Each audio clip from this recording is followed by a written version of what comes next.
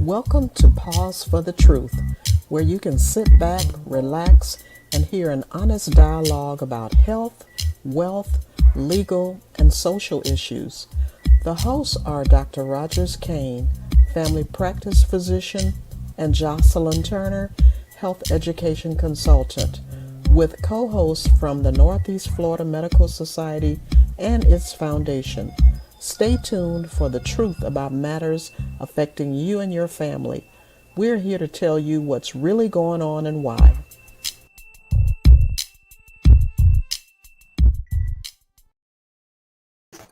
Happy New Year. Welcome to Pause for the Truth, version 2024. Go figure, we're in a new year. Tyrone and Dr. Kane, I think when we started this, we started it in 2021, was it? Or was it 2022? I think 21 because we was in the middle of COVID when we started. Absolutely. And you figure we're on 119 shows. So 115 weeks ago. And you're right, and there are 365 days in a year. So 52 weeks in a year. But only 52 weeks in a year. Yeah. So we're way over 2 year mark. That, and we repeated some. So you're right. So welcome again. Happy New Year. Happy New Year to those of you who are our avid followers. Thank you for continuing to be with us week by week. We hope to enlighten you again this evening, as well as moving forward in the year 2024, as we've done, hopefully for you and your friends, the past couple of years. We've gotten some positive feedback from you. So I guess we're doing something right. Of course, I can't do this alone. Joining me this evening is, of course, co-host Dr. Rogers Kane. How are you doing this evening, Dr. Kane? How has your 2024 been thus far? So far, both feet being firmly planted on the ground, not in it. I'm doing absolutely marvelous. I seem to have caught up with the new year, unlike our other co-host for the night, who seems to be still in the Christmas spirit. So if you're looking at it, let's start this off. No hating. So our motto for the 2024 is no hating. So I ain't hating. Don't hate me because I'm still in the Christmas spirit. Me too, Tyrone. Full transparency, my Christmas decorations inside the house are still up. Now, the ones in the yard, I took those down yesterday. So I too am holding on to the holiday season. So Tyrone, I'm not talking about you as Dr. Kane. I love your background. How are you doing this evening, Tyrone? And how's your 2024 thus far? Well, thus far, this 2024 has been well, awesome. I'm always happy about the end of the year. I was blessed to celebrate my 31st wedding anniversary, December 24th. Awesome. Congratulations. My mom used to always tell me, said, boy, you can't remember anything. So if you ever get married, you better choose a day that you can easily remember. But yeah, you're right. I chose New Year's. I chose Christmas Eve, and he still almost screwed it up. And it served me well for 31 years. Well, fantastic! Congratulations. I love hearing about healthy relationships, and so often, unfortunately, relationships don't end on a healthy note after so many years. So, congratulations to you and your lovely bride. So tonight we're going to talk about a couple of things. And by the way, to our viewers, you're stuck with the three of us. So we don't have any guests that are going to join us soon. Guess what? We're it. So we thought we'd just have a little fun time tonight and talk about resolutions. So each year, some of us just take it upon ourselves to come up with something or things that we want to focus on. Sometimes it's health, it's finances, whatever. So tonight we're going to talk about a few things. And if any of you would like to share your thoughts, then post that in the chat and let us know what's something that you have resolved to do. And maybe not this year, but in the past, something funny you've heard. But I'm going to start out with a few funny New Year's resolutions. And again, if you've heard something odd or strange that someone said they wanted to do, post that in the chat. Let us know what's your thought. So Dr. Kane, I found a funny New Year's resolution that is a bit peculiar, but it says, master the art of finding lost socks in the laundry. Now, I don't know about you, but that's a very odd resolution. What is it to resolve about that, about finding those lost socks in the laundry? Well, how many I can't call them a pair no more. How many socks do you have in your sock drawer that you cannot seem to find the matching sock to? I mean, you know, my wife usually does the laundry because she can't stand me to do it. But I have so many socks. I'm going like, well, where's the other sock? When I put them in the laundry basket, they were together. Now, all of a sudden, I can't find them. And where can they mystery? The mystery. Well, do like me, and Tyrone, I'm gonna let you chime in, but do like me. I just decided to start, and I do my own laundry, by the way. So it baffles me the same, because I did laundry the other day. Because by the way, that one resolution is don't take dirty clothes until the new year. So yeah, that part. But so I put my own socks in the laundry, and I declare one is missing. But what I decided to do, by the way, is buy 5 pair of the same socks. So if one missing, I always have a spare. Well, I do have that. I did do that, but it wasn't for that reason. It's because they was on sale. But now, because they was on sale, I'm okay with it. You know, you talked about don't go into the New Year's with dirty laundry, which most old folks, you know, particularly when you get our age, they understand that that's what it is. Just like the Black Eyed Peas, and, yep, and look at and letting the man walk through your front door. My mother-in-law, I love her to death. She's no longer with us, but that's the one thing she refused to do is let a woman come through her front door before a man did. She would wake me up out to sleep. Come on. You got to go through the front door. I'm going like, why? And it could be 6:30 in the morning. She would wake me up.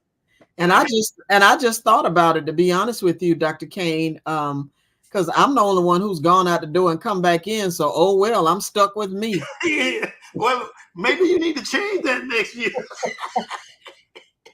Oops, I messed up.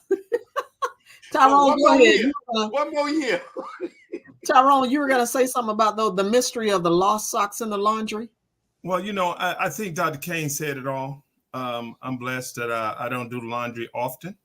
I was very well trained, but what I do know is that everybody does laundry differently. Now, when I was younger, and we were living on my mom's money, and we was living economically, I didn't lose any socks. Well, you were poor. Yeah, well, I was poor. We didn't lose any socks. Not poor. Because my mom said that before you put your socks into the hamper, you fold them together. Yep. And then so they stayed together. And then when she put them into the washer, she unfolded them together. And then once she put them in the dryer, she folded them back together. So her process seemed to work.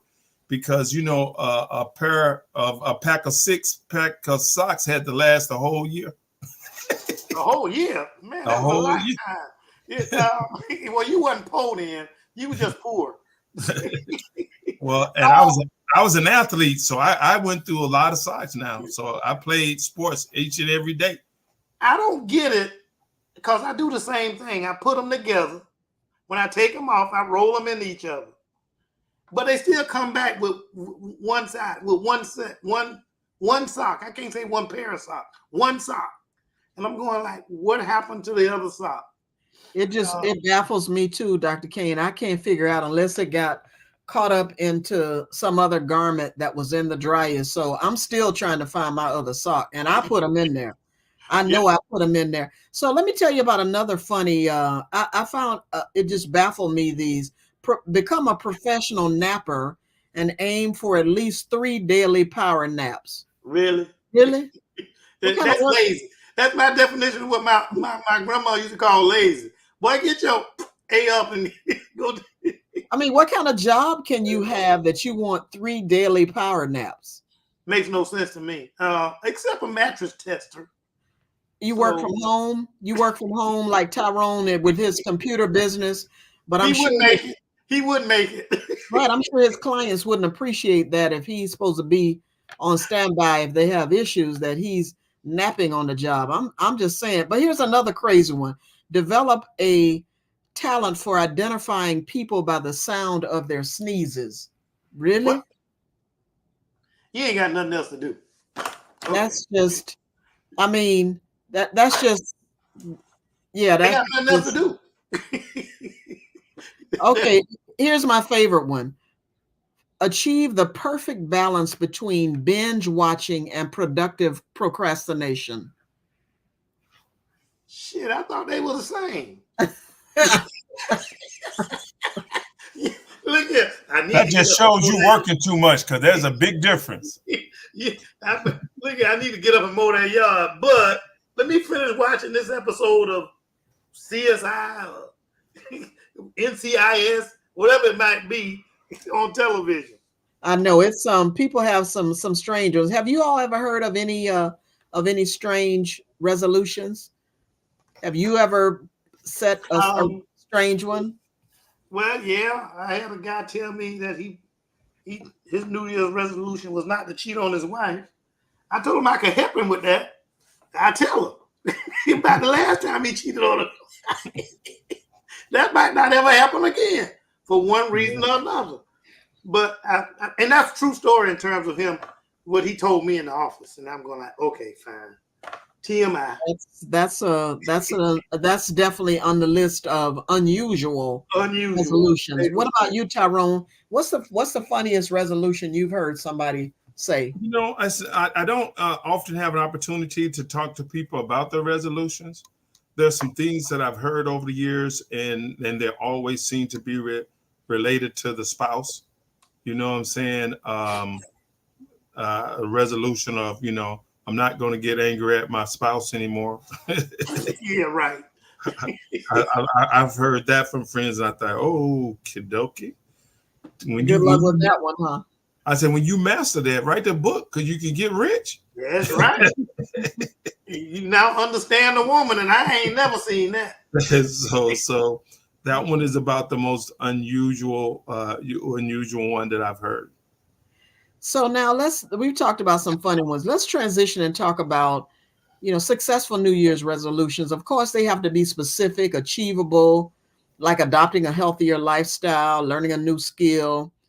And it also helps to break larger goals into smaller, manageable steps. Sometimes we say, like I may say, I want to lose 30 pounds by this time next year, rather than saying I'd like to lose a pound a week, right? And then that way, by breaking it down into a smaller goal, then it might be more achievable and may not seem so daunting or overwhelming. So when we look at achievable resolution, exercise regularly for improved health, that's probably a very popular one. Wouldn't you all say? Yeah, I think it is, and I think it's very easily achieved with regards to performance.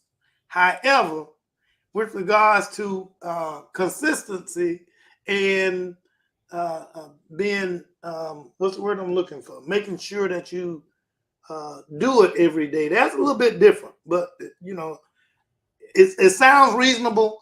It should be reasonable, but that's when the lazies kick in.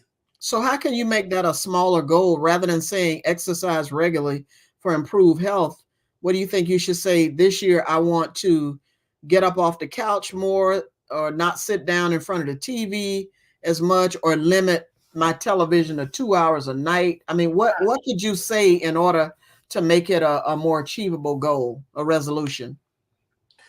Well, if the person really want to make it a resolution, I think what they may want to do is, and I'm just using exercise as an example, as you said, set smaller goals. For instance, using exercise as, it's like, look, I'm going to exercise Monday, Wednesday, and Fridays for a half an hour, period. Yeah. End of story. Whether it's the beginning of the day or end of the day. If you hadn't did it at the beginning of the day, then you must do it at the end of the day. And obviously, the beginning of the day is a little bit better because it usually gives you a little bit more energy to carry the day throughout without taking those 3 15-minute power naps. If you do it at the beginning of the day. the end of the day, it's like, man, I ain't got time. I'm sleepy. I'm gone. Bye. So some simple things to make you to make it achievable. Thank you. What do you Yeah, think? just like when it comes to most things, we're most successful when we take things into smaller bits, smaller pieces, smaller chunks.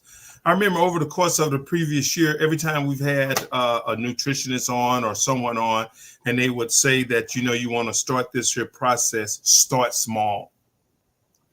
And by starting small, you have the ability to do well and see progress. The truth of the matter is all in the goal. What does it take to have a successful goal, no matter what it is, a resolution or anything that you want to do? And it first must be obtainable. Each individual has to look at where they are in their life and make an assessment. If you're not working out at all, anything more than a resolution to work out once a week is going to fail. Because I was listening to something and it said the challenge with most resolutions is people want to go from 0 to 100 at the very beginning. So the ideal is to make the resolution achievable. Absolutely. But you just mentioned something when it came down to the diet. That's one of the things I say to people. Well, you may want to say, whatever dietary resolution you decide on. But the one minimal I ask people to start doing, the minimalist, is start reading labels in terms of what it is that you're eating. If you're buying food from the grocery store, or even if you have, there are publications out there that allow you to look at what's in Chick-fil-A, what's in Burger King, yada, yada, yada, in terms of calories. Just at least at a minimal, read the label. And Dr. Kenneth Jones is just sent us a text saying eliminate at least fatty food each week. One, I think he probably saying one source of fatty food each week. So that means that fried chicken wing that I had right before we got on, I should have had a grilled one instead. Or none at all. And by the way, our dietitian said, she'll make it easy for us when it comes to reading labels. Foods we should eat don't come with a label. Yeah, that's one that sticks with you. It's good for you. It doesn't have a label. You don't need to read the label. And that's because you cook it yourself. Right. That's fresh fruits and vegetables. That saves you a step right there. But here's another one though that I wanted to ask you. Had you all thought about this year you'd like to learn a new skill or hobby for personal growth? I do it every year. I try to learn something different every year. When I tell my youngins that learning ends when your life does, okay, that you stop learning when you die. And try to learn every day. That's called something that my aunt, who's really was my grandmother, that's one thing that she taught me, and that is try to learn something new every day. I don't care what it is, and learn something from anybody in anything. You ought to be able to achieve that goal. You learn something. Her favorite saying: you can learn something from a dog if you listen to it. So, what did you learn last year that you don't mind sharing? A hobby or a new skill? Looking at ChatGTP. Yeah, isn't that the truth? I tell you, that's been my go-to. If you're not familiar with openai.com, you should become familiar with it. And more specifically, when you get on the site, ChatGPT, because it is amazing as far as information. It has it's just a wealth of knowledge. Check it out. Ask a question. If you're looking for some information on something, then again, it's great. Dr. Kane and Lorene told me about it, and it's amazing. Tyrone, what about you? Before you get off of that, let me say this one thing about ChatGPT or the AI, artificial intelligence. We need to go ahead and do a show on it, which we have it in the makings down the road. But two, and more, just as important, is the fact that if you don't get on that bandwagon, okay, of you utilizing artificial intelligence to your advantage, because the artificial intelligence is going to use you for sure. But if you don't get on that bandwagon, you will be behind from a futuristic standpoint. Maybe us old folks saying that we'll be fine, but that stuff is changing so quickly. I'm not so sure, even with the old folks, that we should wait that long that we not catch up on artificial intelligence. Yeah, it's very important. It's very important to have a basic understanding of it, because it is obvious that AI will change the way the world processes information. Artificial intelligence, AI. Yeah, we are information society. So though you may not use it specifically, it will be used for you and against you. So at least have yourself exposed to it so you understand what's going on. And if this is Congress right now, definitely a topic coming up for sure. I just want to say, JT, Congress is debating about that, about AI. They're going back and forth, anywhere from the president to Congress. That is a subject matter that we all need to pay attention to. But So Tyrone, did you learn a new skill or hobby last year, or do you have something on the horizon for this year? No, I'm old school. I'm not into learning new hobbies and skills. I like the hobbies and skills that I have. But I do agree with Dr. Kane when he says that, you can learn something from everyone. Because of the field I'm in, I'm learning all the time. Yeah. For those who are new to the show, I'm in technology. So every day as AI is entered and other things are entered, I am a part of that as I keep my customers current. So, and I'm one of the few people who not only works a job, but it is my hobby and my passion as well. So therefore, I'm learning things all the time. I thought it was really funny that when you look at AI technology, and the most commonly used AI engines are also the least productive in what they do. And those are the kind of things that I find very interesting. But I remember, I'm old enough to remember the battle between VHS and Betamax. Now, anybody who knows the real technology, Betamax was a greater, higher grade technology than VHS, but VHS had the best price point, and we would give up quality for the price. That's it. And if our paychecks caught up with technology, we could have chosen quality, because that's typically what happens. Yes, absolutely. Yeah, we go with. So let's move on, because one thing that I always say I want to do better with, shippers are using AI to determine what areas there is a risk for delivery package stealing. Wow, I'll bet. Thank you. Not only that, they're using AI in the when you start talking about stealing for that, he just sparked something I had to share. They're doing it in various stores like Walmart and all these different stores. And I'm not picking on Walmart, but a lot of these stores are using AI to identify shoplifters. With the motions that they do, they're looking at the people's behavior when they come in the door, what they movement, where they look like they're moving something inside a pocket or something along that line, and they're using the AI as a mechanism, the artificial intelligence as a mechanism by which to determine shoplifters and arrest shoplifters. So they're not just doing racial profiling anymore, Dr. Hold on, but I was just about to say that. So now you got to understand that those algorithms are designed with racial bias. Right. So as that AI is making those determinations, it is built with an inherent bias.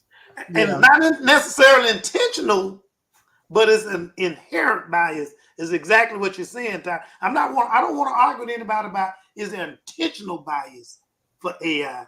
There is a bias for AI, regardless whether it's intentional or unintentional.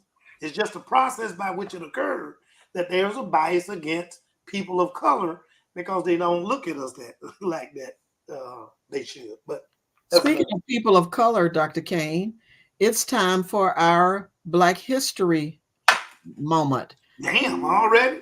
Tyrone, it's on you. Take it away. All right, then I'm going to start History Makers moment. But first, I'm going to start as we prepare for the 2024. I wanted to just take a real quick moment and look back over the individuals that we've talked about and featured over the past 16 weeks as I looked it up, so that this is going to be a brief one, but I think it's important. I want all of our listeners and viewers to know that this will be captured in detail on our website. So we want you to be aware of these individuals. Please go to the website and get the detailed information of each one of their actual History Makers Minute for the previous shows. Okay. Hello and welcome. We've Welcome done to Pause 16. for the Truth's History Makers Minute for January 2nd, 2024. Today, we will recap the history makers we featured in the past 16 episodes who have made significant contributions to America and the rest of the world. Visit our website at www.pauseforthetruth.com for a full listing and recap of each person we featured. Stay tuned for many more history makers in 2024 who have and continue to contribute to the world. In 2023, we featured a diverse group of history makers who have made significant contributions in various fields. These individuals include Dr. Warren M. Washington, Dr. Kizzmekiat S. Corbett, Josiah T.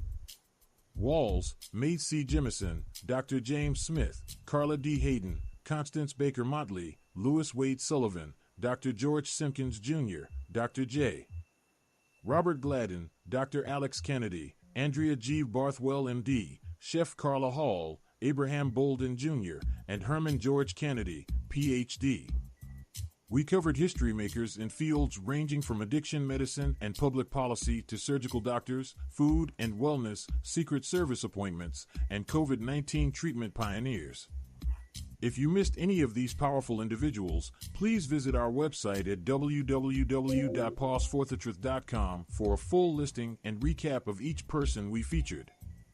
We will continue to post and list history makers in the year 2024.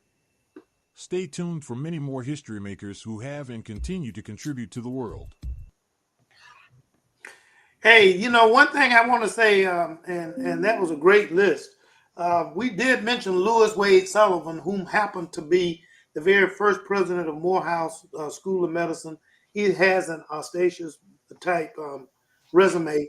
I mean, it is it's a resume that can be enviable by many, regardless of whether or not you agree with their policies and their way of understanding our politics. But I would have to make sure that people realize when they said Lewis Wade Sullivan, that was Dr. Lewis Wade Sullivan.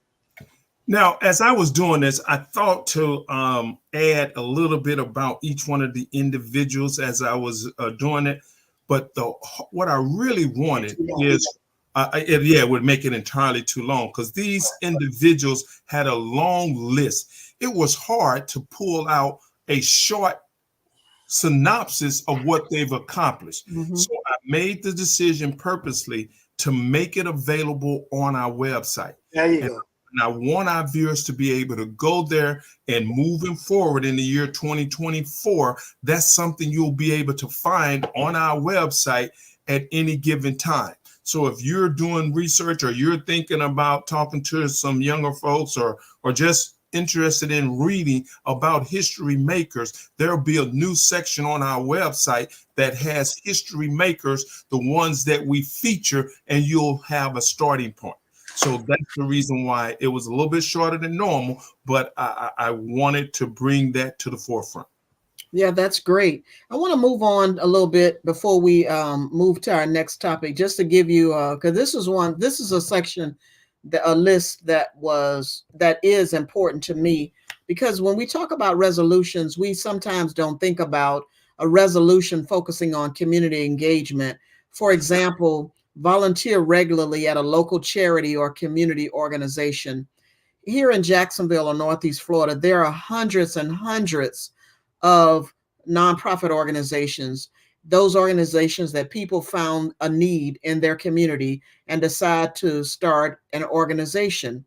A couple that I am personally a part of is the Healthy Jacksonville Men's Health Coalition, because not many organizations focus on the health of men. And also the Jacksonville Urban League, because of the things that I've seen that the Urban League does for people in terms of helping them with starting their own business, getting their first home, you name it. But another idea that people may consider, organized neighborhood cleanup events. I don't know about either of you, but I've driven around Jacksonville and seen neighborhoods that if only people would just organize as a community on a regular basis, that they would do so. Start or join a community garden to encourage sustainable living. Another organization that I'm a part of is the Black Church Food Security Network, because the Black churches have something that they just never think about. They have land, they have buildings, they have space. And so to utilize those for other things other than worship service. Mentor a young person in your community to provide guidance and support. Attend local town hall meetings to stay informed and engaged. Dr. Kane can tell you during the height of COVID-19, we were involved in town hall meetings to keep the community and engaged. Join a community-based sports or fitness group to stay active while connecting with others. Tyrone could probably talk about his experience as an athlete and being engaged at that level, and maybe even be a coach. Host a neighborhood potluck to foster a sense of community and friendship. Initiate or participate in a local book club to encourage intellectual discussions. Advocate for and support local businesses to boost the community's economy, which we're going to talk about that in a moment, and collaborate with neighbors on a project to enhance the overall well-being of the community. Of all of those, which ones piqued your interest or curiosity, Tyrone and Dr. Kane? Let Tyrone go first. There are a couple of them I really like. You had mentioned the Black churches and food, and I was blessed enough to go to one of the events with you, and I thoroughly enjoyed it. And the church that I attend now participates in using their property for that. So getting involved in that has been very rewarding. And just staying involved with the community, with the local youth is also very, very important to me. You guys know, anyone who watched the show knows that I'm pretty much in tune with the youth. I'm not very much in the athletics, but I'm very tuned with the youth. He called you out on it. I saw it. I enjoy the dialogue and conversation, and I have a group that I've started, and Dr. Kane, I talked to you about it, where once a quarter we get together with just young black men from the age of 18 to 30 or so, and just have open conversation and discussion. What are they thinking? How are things affecting them? And the group continues to grow in size and in popularity. So that's the way I attempt to get involved. Awesome. That's awesome, Tyrone. I think that and I agree with you, Tyrone, 100%. That is awesome, and Ms. Turner, it's awesome that you're doing that, because that's another juxtaposition where you learn something from any and everybody. So you learn from those guys every quarter. You know, obviously, because you got younger, your boys are much younger than you. Right. Thank goodness, their mind is better. You learn from them. You learn from your children every day, and you learn that they talk to you. or even when they don't talk to you, sometimes you learn something. But you learn from the youth every day. And we're busy sometimes, of older folks are too busy trying to teach them something when in fact they can teach us something. I think it should be a two-way process. I just thought I wanted to throw that out there. But Yes. in terms of what you asked me, Ms. Turner, I think I like neighborhood development best because that was a time that, in all honesty, let's take it off, that Black folks depended on Black folks. Okay, the neighbor across the street, that if your mama wasn't home, you better hide whatever you were doing that didn't make any sense from her, because mama got a report, or daddy got a report when they got home, and excuse the language, your ass was grass if you was not doing what you were supposed to be doing. Okay, and so I think we need to get back to a lot of that with regards to observing what our neighbor is doing, what they need, okay, how it affects the neighborhood, depending, especially when you got young children. I just think we need to go back to, and I'm not trying to be a cliche with Hillary Clinton, but, we need to go back to the village and start trying to learn from each other and teach each other and understand each other and help each other as much as we can, because that's what got us this far. If we depended on just ourselves, in terms of trying to accomplish a better lifestyle and so on and so on, we lose miserably because we're not moving as a unit. We have to improve our neighborhood functioning for us to move forward and protect ourselves, which includes our neighbors, and protect ourselves if we want to survive this next generation, next century, in a more favorable fashion than what your parents, and I'm talking to young folks now because I'm near the end of the road from that, and protect yourselves from what your parents had to experience, and so on and so on. But I digress. Yeah, I did, and to just move a little to the next section, because in doing my homework and prepping for tonight, I also found some resolutions focusing on family, including spend quality time together regularly, communicate openly and actively listen to each family member, plan and enjoy family outings or activities, create a designated family time like a weekly game night. I really like that one. Share responsibilities and collaborate on household tasks, nurture individual relationships within the family, establish a routine for family meals and eating together, prioritize open discussions about feelings and concerns, support each other's goals and aspirations, foster a positive and encouraging home environment. And sometimes, the one again that stuck out for me is create a designated family time. Typically, we only plan, most families, not all, only plan the annual family reunion during the summer, and then holiday time during the Thanksgiving or Christmas time. But wouldn't it be something if families got together, whoever can come, for a family game night or something like that? What are your thoughts? Let me just say this real quick, since you mentioned that, because I just wrote it down. Zoom has changed everything. Okay, has changed a lot of things. So even though we all want to get with our family members and get together, scheduling can be very difficult. But with Zoom, based on what you just said, Ms. Turner, Zoom and other entities like that, Mm-hmm. Even if we're at a family get together and one of the family members or two or whatever can't be there, we can put them in, on our big television screen, and they can be in as much as because somebody might live in Arizona. It's much easier for the person. I'm from Fort Lauderdale. Well, actually, I'm from Boynton, but most of my family's in South Florida. And so when they get together every weekend.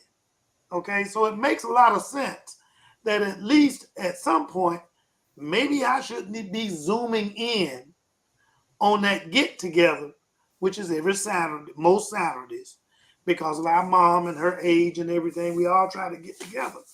I usually go down every so many weeks, but there's not a bad idea that when they all get together, that I zoom in and just, we just listen to what's going on and communicate with everybody while doing that process of bonding for those who are in the immediate vicinity. And even though I'm not in the immediate vicinity, just like I'm doing now, I can talk as much as I want to and say crap that's out of bounds, more so than on this show.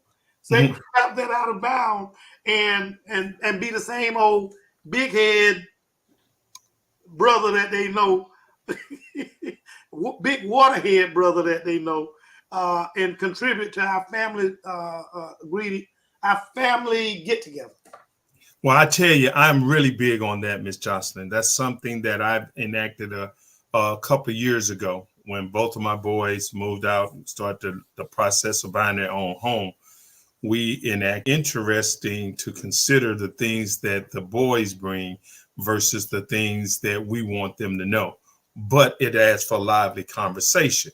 So we now have started to add others in, like the grandparents, and we Zoom. It's a perfect thing. We bring in Zoom, and then we're bringing in siblings.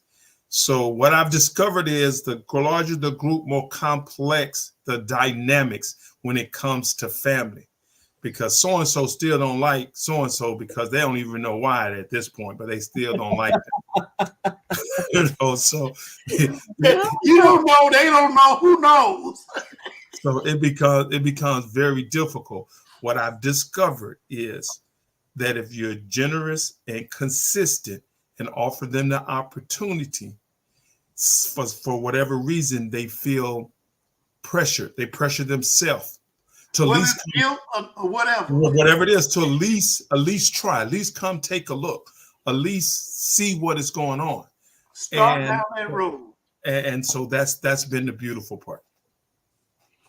Yeah, that's a funny thing. And I know we were talking about resolutions, and thank you all for that. Of course, I don't think we need to talk about the ones related to fitness and finance because those are the usual ones, but I really wanted to focus on the community engagement and family because those are not common ones that many people think about.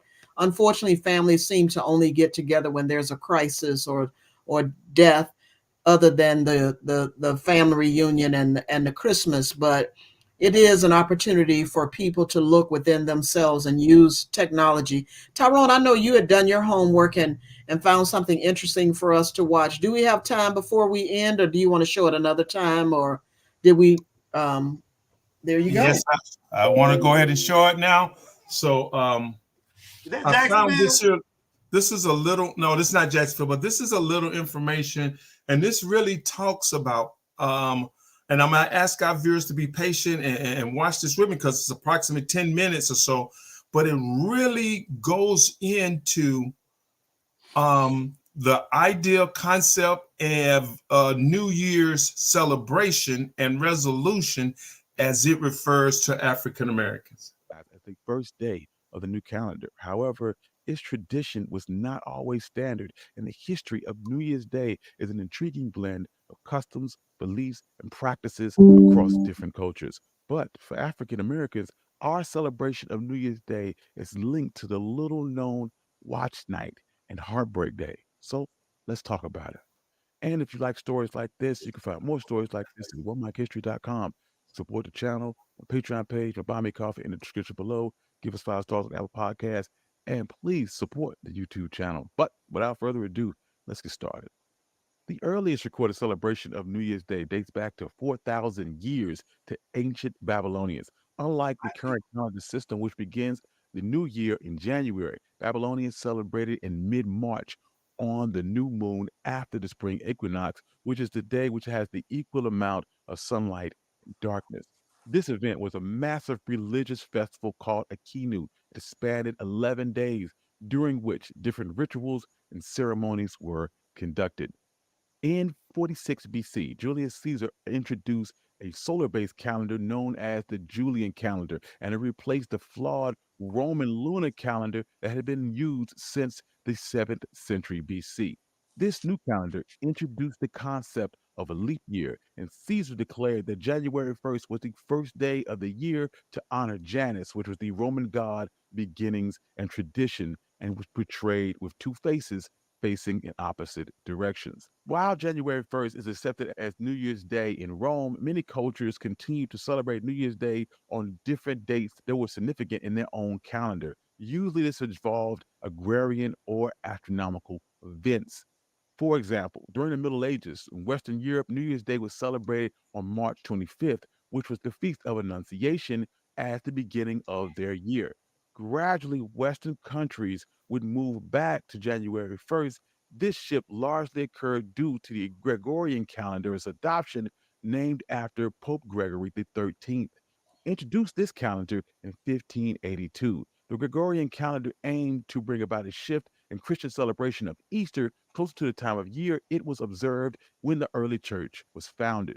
Today, New Year's Day signifies a fresh start and a chance to make changes for the upcoming year. Celebrations differ across cultures, but the common themes are societal gatherings, fireworks, singing, music, parades, and shared meals, as well as a hope for a prosperous and peaceful forthcoming year. However, once again, we have another holiday, which is a double edged sword for African Americans. Before the Civil War, the first day of the year was often referred to as Hiring Day or Heartbreak Day. These names came about because of the heartbreak of the situation of enslaved people used to face on the first day of the year. Enslaved individuals were forced to wait and sit in suspense to find out whether or not they were going to be rented out to another family, household, or separated from their own families. This practice of renting them out was alternative to selling a slave and a beneficial way for their white enslavers and hirers to make money.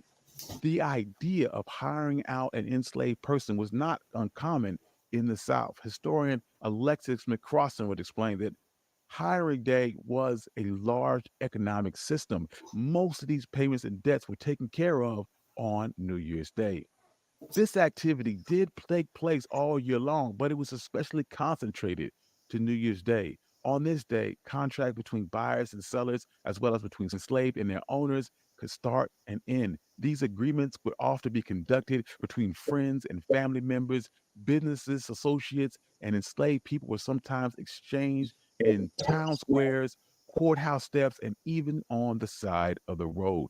It's important to remember that enslaved people were viewed not as a human being, but as an investment and an asset. And as such, they could be rented, used as collateral, repossessed, and sold. An enslaved person by the name of Lewis Clark would speak about this in 1848, stating that of all the days of the year, the slaves dreaded New Year's Day worst of any. But all of this would change on January 1st, 1863. And this was at a pivotal moment in American history, but most notably for African Americans. This was the day that Abraham Lincoln officially enacted the Emancipation Proclamation. In the summer of 1862, after border states had turned down his offer for compensated emancipation, Lincoln had the realization that the key to winning the Civil War and uniting the country again was directly connected to the issue of slavery. And from that point on, Lincoln decided that dealing with slavery was going to be a crucial part of ending the Civil War. So, in September 22nd, 1862, Lincoln announced the preliminary Emancipation Proclamation. The basic idea behind this was that anyone enslaved in states or parts of states which were still rebelling after January 1st, 1863 would be set free. There was a catch, however. If any Confederate state decided to rejoin the Union before January 1st, their slaves would not be freed. Whoa. They drew closer. Enslaved people and abolitionists gathered together late at night where they held watch night events, often in churches or homes where they were safe. They kept vigil, praying and hoping for the time where the proclamation would become official. Watch night is a tradition that has its roots in Christian communities dating back to the 1740s, particularly between groups like the Methodists. It usually involved people staying awake throughout the night, praying and reflecting as they welcomed the new year. However, for African Americans, watch night had a deeper significance. As they prayed and sang hymns and read from the Bible, they awaited the break of dawn, which symbolized more than just a brand new day. It was a dawn of freedom that they had eagerly been waiting. This was a spiritual and historical turning point rather than just the start of a new year. It was a very important time, filled with hope for almost 4 million enslaved African Americans. As the years passed, Watch Night evolved to be much more than an annual remembrance of the Emancipation Proclamation and became a central event of African Americans' religious and cultural heritage. Black Americans would use their diverse religious affiliations and congregate in church on New Year's Eve for Watch Night services. And this would commemorate the spiritual gatherings as an opportunity to give thanks, reflect on the past year, and pray for guidance for the upcoming year.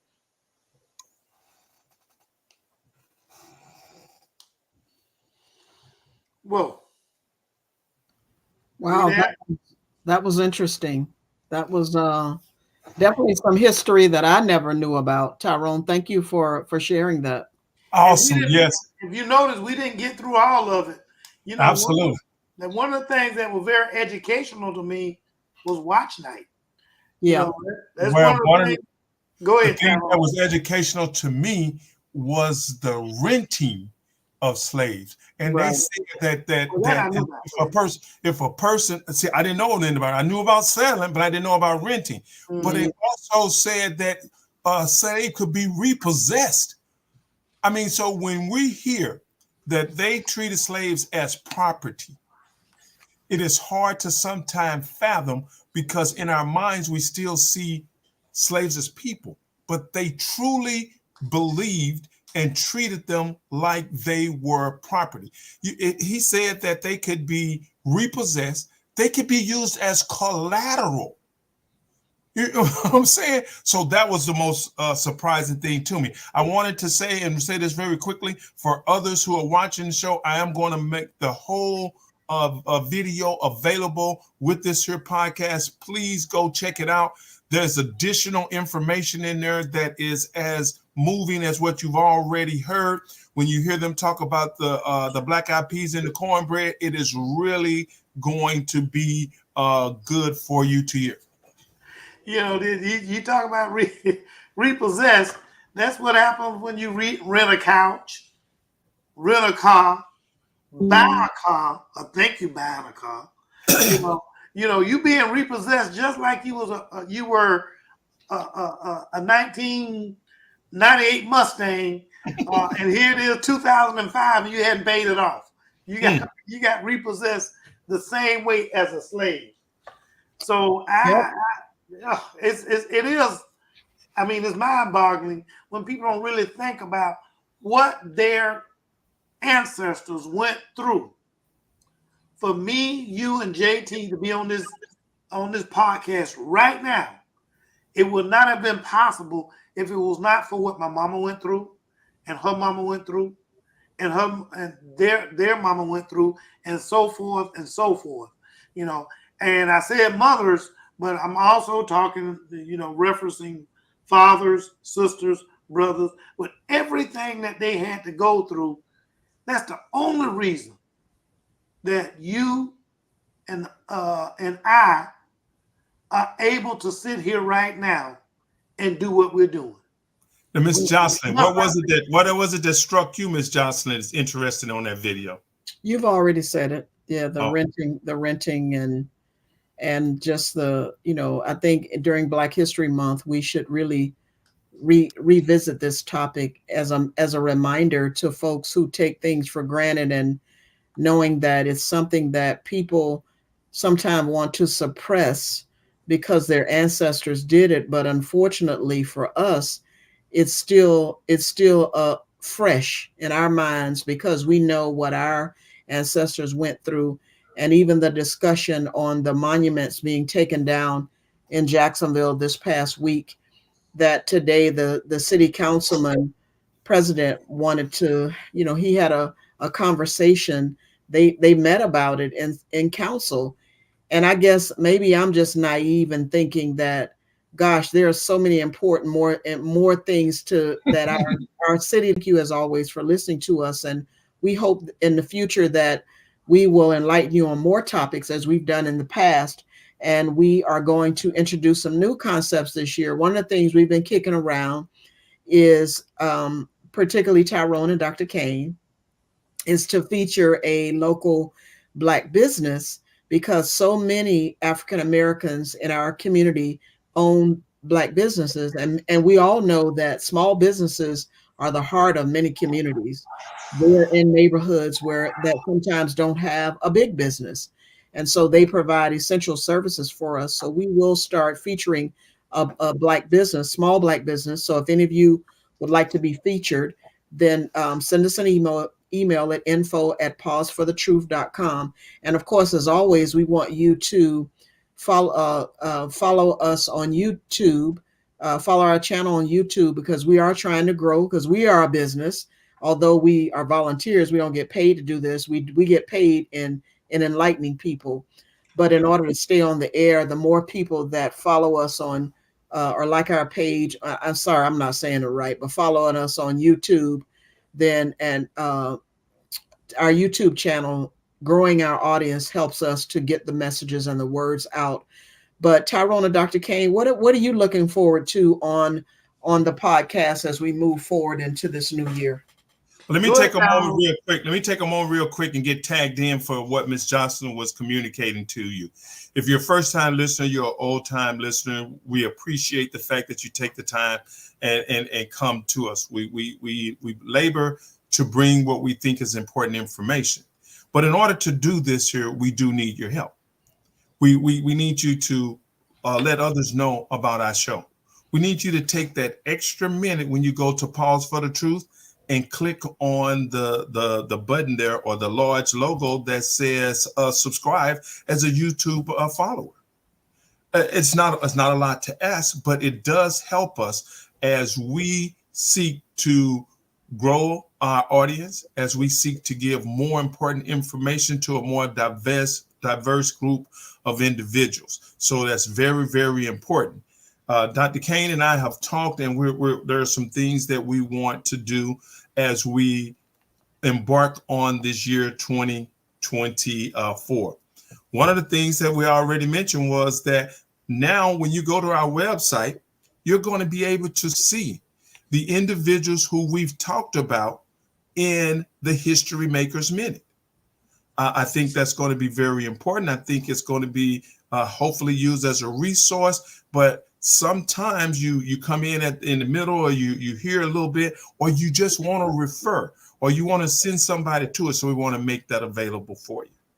The second thing is, Ms. Jocelyn made mention of this as well. We want to feature a Black minority-owned business.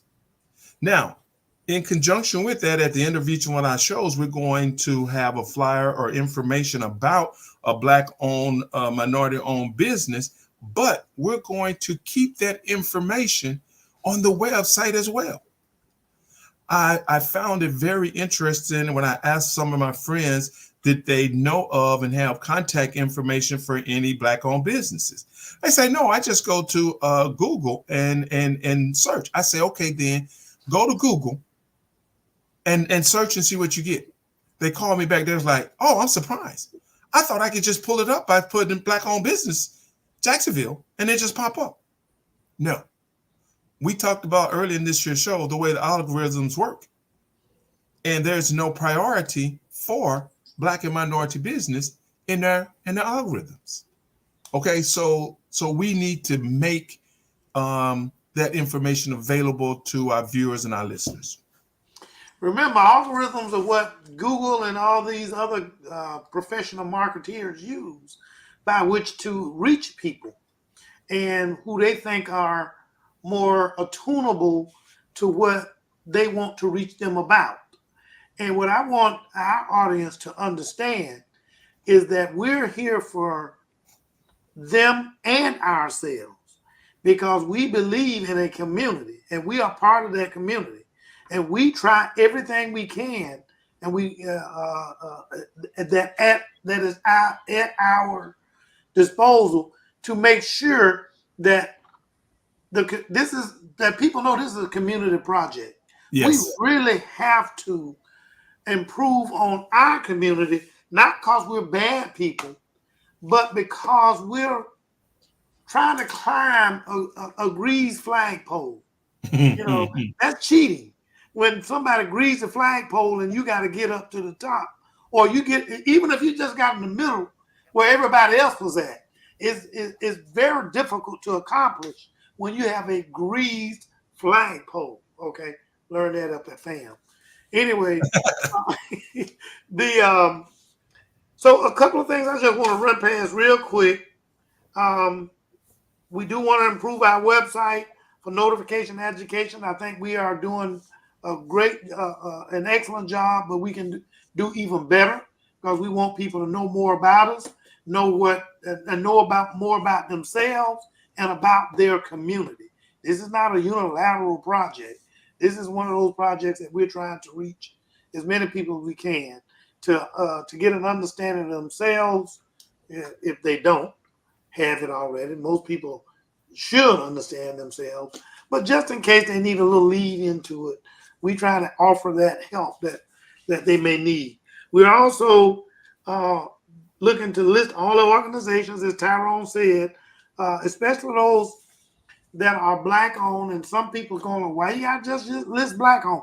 Because we've been discriminated in the business world, and the rules are set against us if we play strictly by their rules.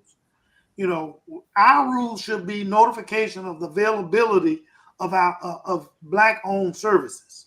Okay, whether you use them or don't use them, you never use them if you don't know about them. So at least we want to make you aware of their existence so that you can help support your brother, your sister, because your brother may work for this Black plumber, you know, where he couldn't get a job with some of the white plumbing businesses.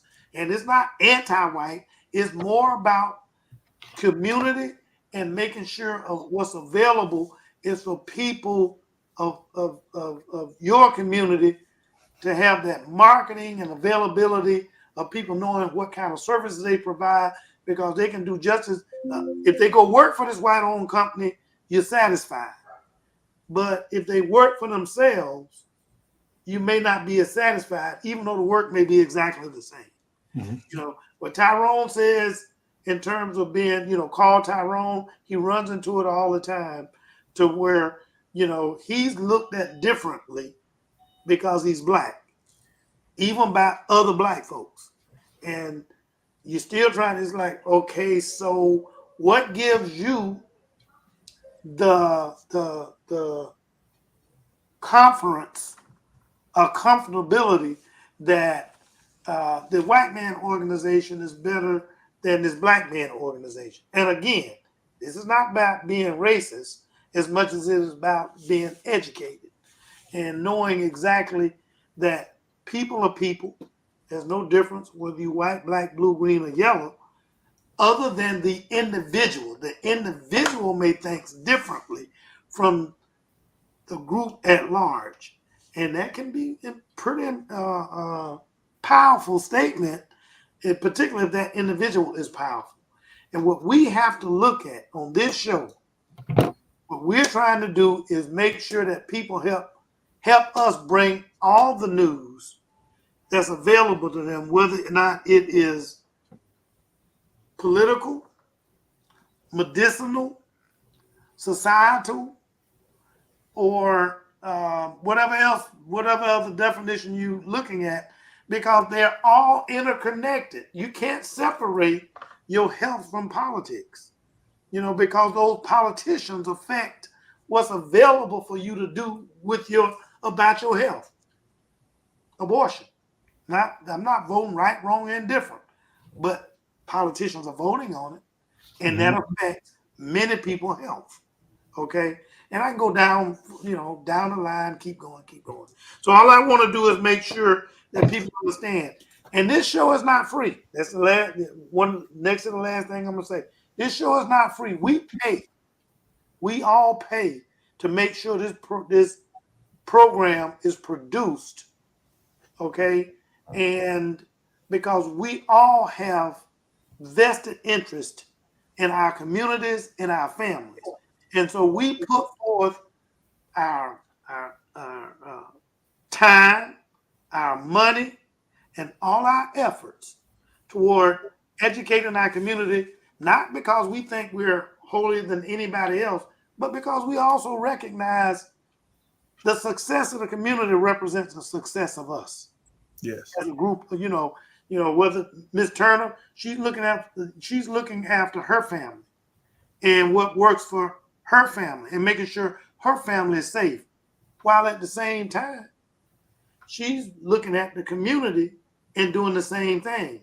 And they very much coexist and integrate with each other to the point that if she makes her community safer, she makes her family safer. And so I can go on and on, so I'm gonna get off my preaching box. Your soapbox, your sermonette for the night. Absolutely. So we do want to bring this new show for 2024 to a close. And like we normally do for each show, we have everyone to just give a brief synopsis of our ideas, thoughts, or anything they want to make sure that our viewers have. And since Dr. Kane was a little long-winded on that last one, we're going to start with Miss Jocelyn. I'm just going to say good night. I think we've said enough for tonight. All right then. And what about you, Dr. Kane? Anything you want to say? I'm done. I don't want to go down that rabbit hole again because it's a deep rabbit hole. Awesome. What I would like to say is I want all of our listeners and viewers to start visiting our website for additional content and information. All right. So it is always a pleasure that we have this opportunity to bring information to you. We do so out of love and respect, and we want to make sure that everyone gets the information. And so you will like next week's show. I won't cheat and tell her what it's about, but you will like it. Welcome to Pause for the Truth. We are grateful that you joined us today and hope you've gained valuable insights on our current topic. We look forward to having you with us next time as we explore trending issues in our community and discover ways to simplify life for you and your loved ones. Our dedicated panelists and staff are committed to sharing knowledge and serving our community. But now, we need your support. Please subscribe to our YouTube channel and spread this valuable knowledge to others. Don't forget to invite your family and friends to tune in to our podcast every Tuesday at 6:30 p.m. EST. Visit our website at www.pauseforthetruth.com and show your support by liking us on Facebook, following us on Twitter, and linking with us on LinkedIn. Feel free to email us with any questions, or concerns, or show topic recommendations at info@pauseforthetruth.com. I would also like to give thanks to our behind-the-scenes technology engineer, Tyrone Jackson, owner and operator of Call Tyrone. Go to